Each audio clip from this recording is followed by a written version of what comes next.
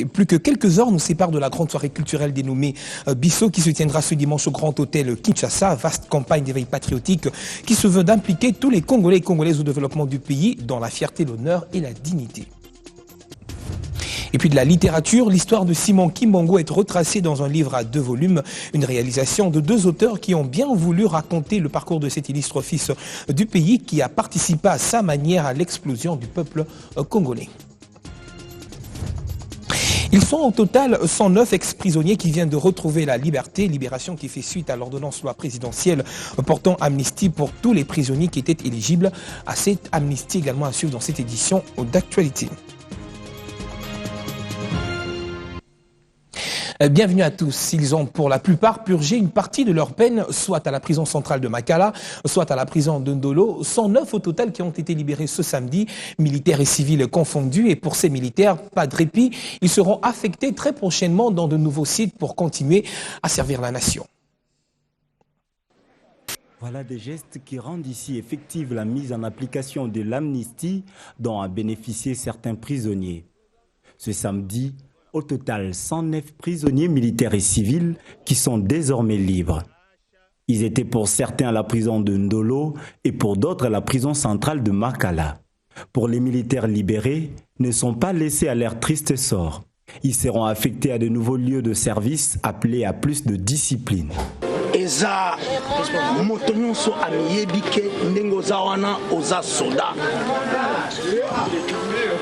Vous le savez, vous êtes soldat par cette amnistie, vous êtes libre, vous ne serez pas abandonné à votre triste sort. On va vous conduire dans un centre en attendant votre affectation pour poursuivre vos tâches militaires. C'est connu de tous, lorsqu'on voit un militaire, tout de suite, on doit sentir la discipline en lui.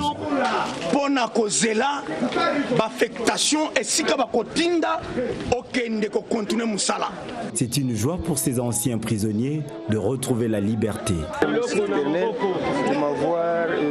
D'avoir pu autoriser que je sois libre aujourd'hui, ce sentiment de joie, ce sentiment de satisfaction.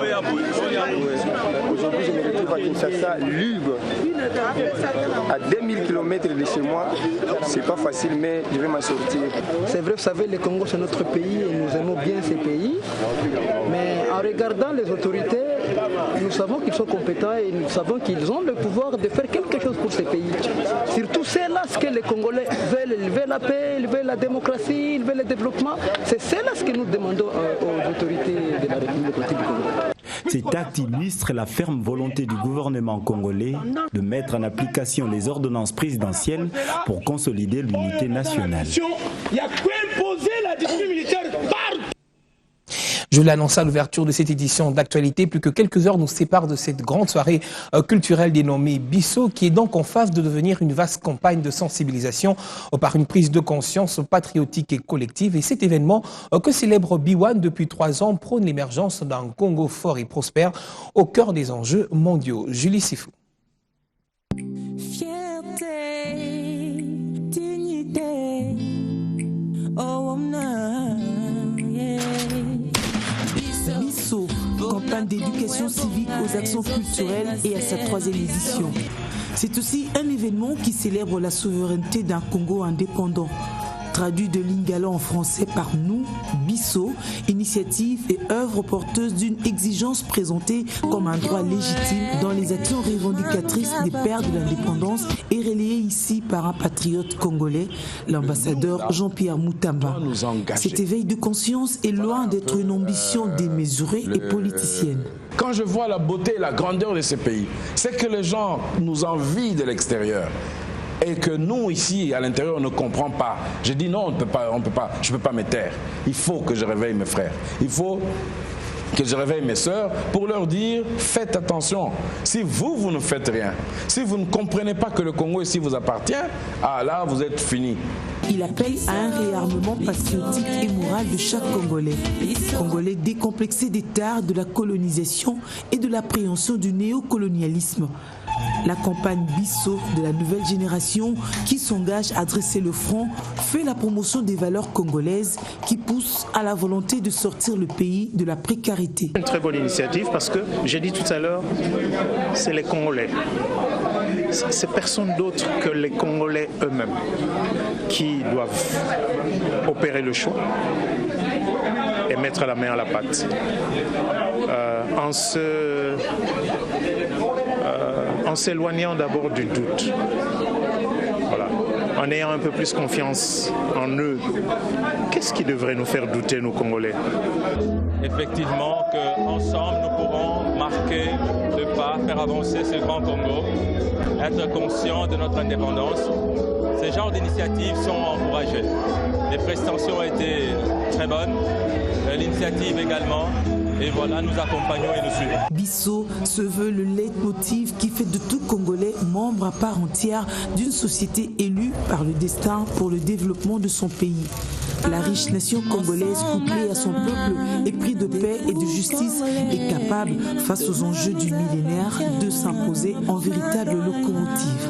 On ne peut pas attendre, malheureusement, madame, que ce soit seulement le gouvernement qui vienne faire quelque chose. Le Congo donne des leçons aux gens. Les autres s'enrichissent, mais nous restons toujours comme on est. C'est pas possible. Regardez tous ces gens qui viennent, les étrangers, entre guillemets. Les hommes riches du Congo ici, ce n'est pas des Congolais. Nous avons l'habitude de nous plaindre, d'attendre que les autres... Et c'est ça qu'il faut qu'on essaie d'éviter. Et si nous, disons nous, les mamans, les papas, les enfants, on dit non, en tout cas, notre pays, il est... À ce moment-là, je vous assure que les gens vont travailler. À l'instar de ces visionnaires, Lumumba, Kasavubu, Kabila père et fils aujourd'hui, Bisso doit être comprise comme une plateforme de soutien des ambitions congolaises capable de hisser les couleurs nationales au sommet des pays émergents. Le rendez-vous est donc pris pour ce dimanche à 17h. Nous reviendrons sur cette information au cours de cette édition d'actualité. Autre chose en esprit sain, dans un corps sain, dit la science, l'élite de demain renchérit jeunesse saine sur un campus sain. Les étudiants en font tout un thème d'une campagne de salubrité du site de l'université de Kinshasa et l'organisatrice de l'association Elle s'en mêle mobilise en 6 zones les facultés de l'université de Kinshasa. Ils ont séché les cours ce vendredi pour prêcher par l'exemple dans leur lutte contre l'insalubrité. Étudiants et étudiantes des différentes associations académiques de l'université de Kinshasa ont procédé à l'assainissement de leur site universitaire. Une action qui n'a laissé guère indifférents les autorités académiques de l'UNIKIN. Notre rencontre de ce jour se justifie par l'initiative de lancer la campagne Jeunesse saine sur un campus sain.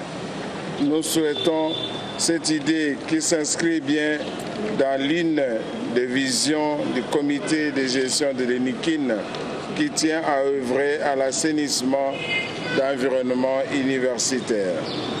Nous mettrons dans les tout prochains jours une brigade de l'environnement et nous espérons que toutes les composantes de notre université y prendront part pour un travail efficient.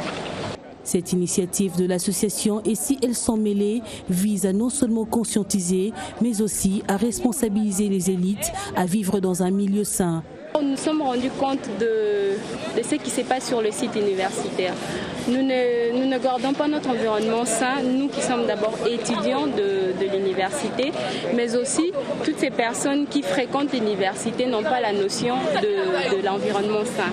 Nous nous sommes dit qu'il faudrait d'abord passer par la pratique, c'est-à-dire essayer de sensibiliser les personnes et nous-mêmes aussi faire ces gestes-là des ramassages et pour demander, leur faire comprendre les méfaits de l'environnement. Nous sommes convaincus que la question de l'environnement, de la préservation de la nature est d'actualité. Et tous les jeunes, futurs leaders que nous sommes, devraient s'impliquer le plus que possible. Donc je pense que déjà, nous essayons de prêcher par l'exemple. Lorsque vous voyez ce genre d'activité, il y a beaucoup d'étudiants qui se sont joints à nous. Et je pense que c'est quelque chose qui ne devrait pas seulement se faire au niveau de l'université de Kinshasa, mais qui devrait s'étendre à d'autres universités. Des échos plutôt favorables auprès des bénéficiaires. Notre environnement était salubre. Nous voulons assurer la salubrité dans notre université. Donc je remercie tous les membres de cette initiative, les organisateurs, précisément les recteurs de l'université de Kinshasa. Cette campagne de lutte contre l'insalubrité s'étendra aussi dans tous les autres instituts et universités. Et puis les professeurs d'université de toute la République sont contre une éventuelle occupation, semble-t-il, de la cité Millennium qu'ils ont acquis sur un crédit de la Banque mondiale depuis 1999 à Mitendi dans la commune de Mongafula. Ils l'ont exprimé lors de la descente effectuée sur place par les dirigeants de l'association Millennium.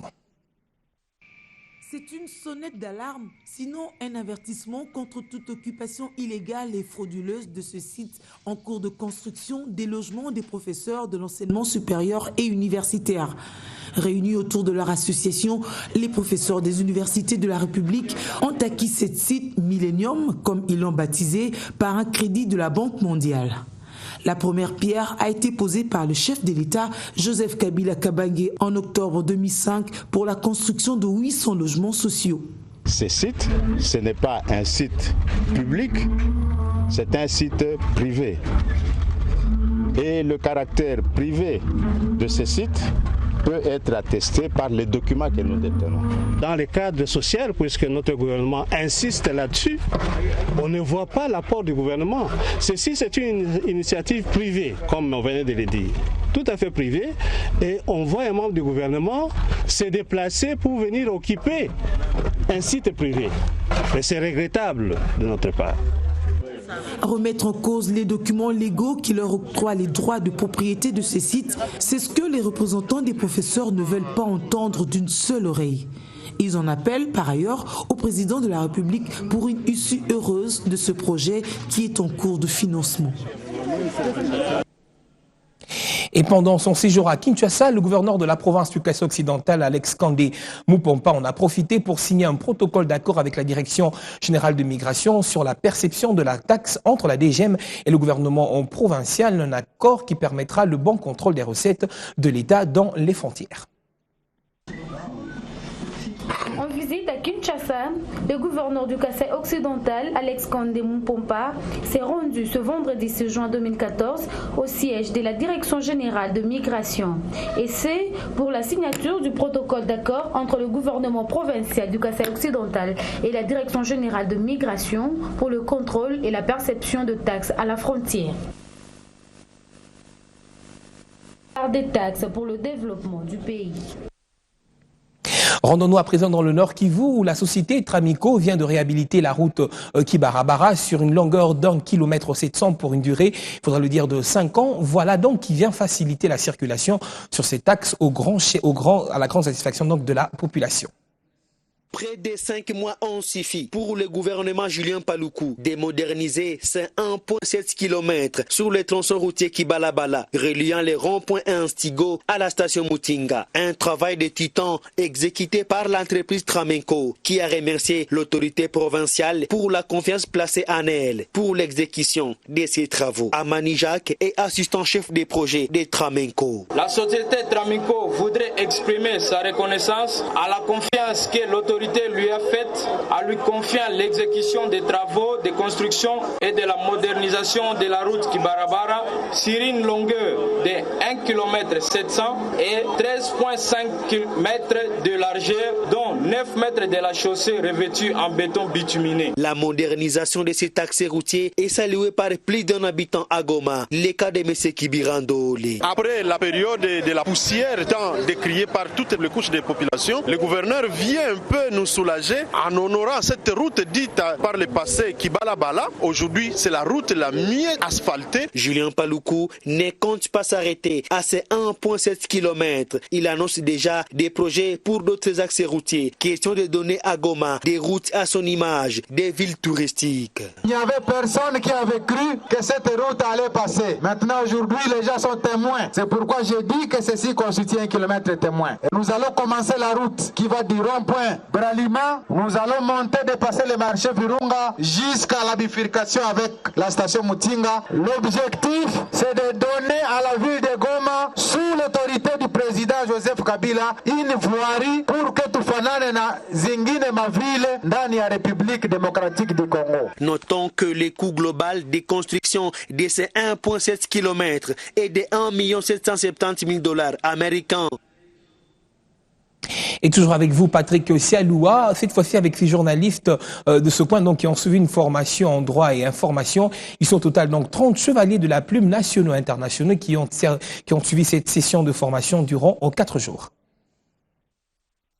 Ils étaient à l'école du droit, 30 journalistes nationaux et internationaux œuvrant au Nord Kivu. 4 jours durant, ces chevaliers de la plume et du micro ont appris les notions sur les droits, mais aussi comment écrire une information se rapportant au droit, ce qui ne les a pas laissés indifférents à la clôture de cette formation ce samedi. Nos remerciements s'adressent à nos formateurs pour nous avoir éclairés sur les notions élémentaires de droit qui nous seront utiles dans la récolte, le traitement et la diffusion de l'information. Nous demandons aux formateurs que ce type de formation puisse se renouveler afin de renforcer nos connaissances en matière de notions juridiques. Pour M. Boubacar Diabira, chef des projets RCN Zone Est, cette formation est un pari gagné pour sa structure. Aujourd'hui, pour nous, RCN Justice Démocratie, un jour important dans la vie de chaque journaliste qui a participé à ces 3 jours de formation. Pourquoi ? Parce qu'en tant que journaliste, oui, vous êtes formé à toutes les notions de traitement, de récolte et de diffusion de l'information. Vous avez certainement toutes ces notions que vous maîtrisez. Mais il est important que le journaliste puisse, dans son quotidien, s'approprier aussi les notions de droit, notions élémentaires, mais aussi s'accoutumer à la justice et à sa démarche. Il s'agit pour ce premier test qui a commencé le 4, comme on vient de vous l'annoncer, et qui s'achève aujourd'hui de vous mettre en face, en tant que journaliste, que cela vous servira dans le traitement et dans le fonctionnement quotidien que vous aurez à faire tous les jours à partir de cette formation. Ce samedi, tous les journalistes participants à cette formation ont visité différentes institutions judiciaires de Goma pour marier la théorie à la pratique. Notons que c'est par la remise des brevets que s'est clôturée cette formation.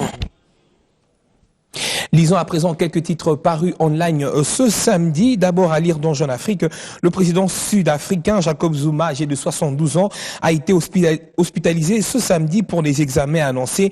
Son bureau, les médecins sont satisfaits de son état, a déclaré le bureau de la présidence dans un communiqué sans donner davantage de détails sur les raisons de son hospitalisation. Jacob Zuma, selon le communiqué, a reçu le conseil de prendre du repos après une élection fatigante et un programme de transition avec la nouvelle administration à établir. Et le journal de faire savoir que le président a été investi le 24 mai pour un second mandat à la tête du pays après la victoire de son parti, le Congrès national africain ANC, aux élections du 7 mai dernier avec 62%. Et puis les subtilités d'un repas de roi à l'Élysée, c'est-à-dire donc dans le monde de l'amitié franco-britannique que célèbre la visite d'État en France effectuée par la reine du jeudi 5 au samedi 7 juin n'empêche pas du tout les différents culturels, note le tabloïd. Le dîner d'apparat à l'Élysée offert vendredi soir par le président François Hollande en l'honneur de la souveraine et du duc d'Édimbourg en témoigne. Certes, le cadre grandiose de l'Élysée, tout comme celui de Buckingham Palace ou de Windsor, les gardes républicains ou royaux, au casque étincelant, une gastronomie de haut niveau et de grands crus ont bien des points communs, fait savoir le journal. Les hommes en smoking et les femmes en robe longue sont issus du même monde. Premier ministre et ministre des 2 pays, hommes politiques, industriels et banquiers, ainsi qu'une brochette de célébrités des arts et du sport et la musique d'ambiance interprétée par des orchestres militaires, mais aussi toute une manière brève de célébrer cet anniversaire.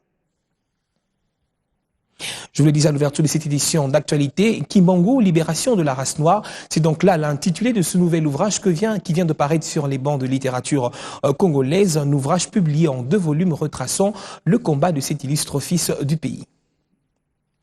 Je souhaite que tu puisses susciter un vif intérêt auprès des lecteurs nationaux et internationaux et que tu sois lu par les générations actuelles et futures, afin de contribuer à l'expansion du kibangisme comme modèle pour la dignité de l'homme noir. Kimbangu, libérateur de l'homme noir, voilà ce nouvel ouvrage mis à la disposition des Congolais pour connaître encore davantage cet illustre personnage de la RDC. 2 volumes de 86 pages à chacune, le professeur Eli Mbokolo et Jacob Sabakino, qui en sont les auteurs, relatent l'histoire de celui qu'on appelle le prophète de l'homme noir. C'est un gros livre, Simon Kimbangu, comment il a fait pour devenir ce qu'il est. Donc le prophète ou l'envoyé spécial, un Toumois, qui a posé des actes très importants. Et ça ne parle pas seulement de religion, ça parle aussi de lutte sociale, de développement économique, de la politique internationale, de la solidarité entre les peuples. Le vice-premier ministre et ministre du Budget qui a procédé au vernissage de cet ouvrage scientifique a salué l'initiative de ces deux chercheurs congolais. Un livre dont on pourra tirer plusieurs leçons.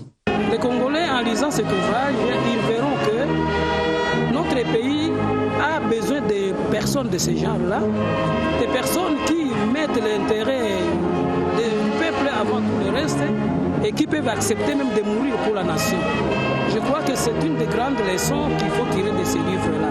Toute la sagesse de Simon Kimbangu, et vous savez qu'il a été calme, il n'a pas surchauffé la population, il a subi son calvaire et il est toujours resté avec une foi inébranlable dans l'avenir de son pays. Publié à l'édition L'Harmattan en France, Kimbangu, libérateur de l'homme noir, va au sein de la société pour contribuer aussi à l'expansion du Kimbangu comme modèle de la dignité de l'homme noir.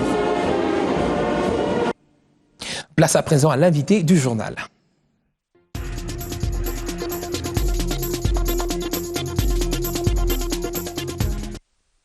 L'invité du journal reçoit pour vous Julie Sefou, à qui je dis bienvenue.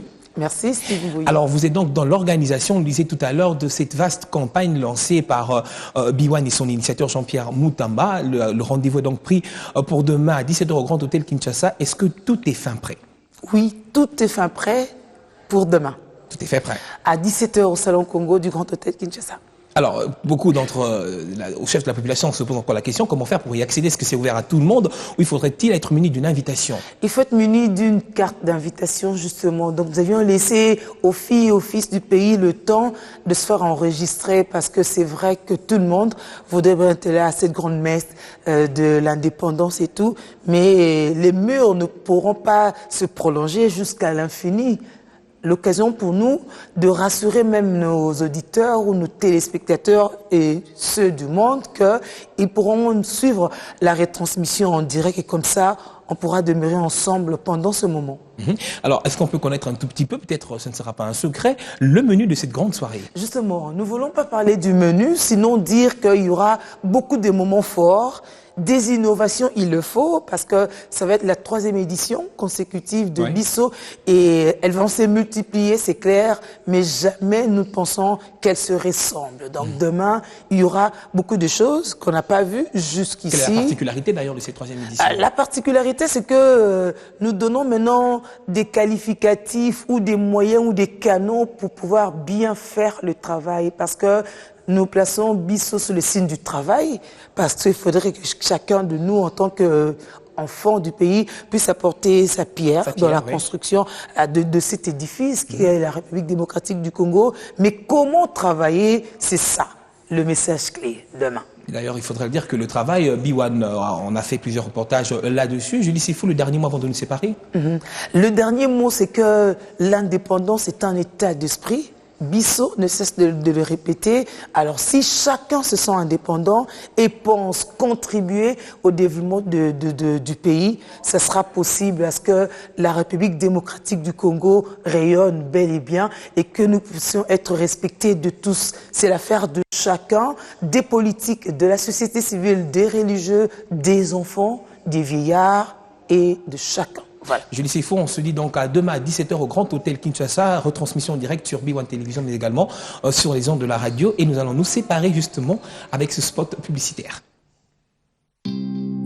Fierté, dignité, oh yeah. Biso, bona kongwe bonga ezo senga se biso, bona kongwe changer ezo zela se biso, yonangana ye, biso, biso biso, biso biso, debout congolais, demain nous appartient, main dans la main, ensemble à jamais, debout congolais, demain nous appartient, main dans la main. reflet d'un Congo qui avance.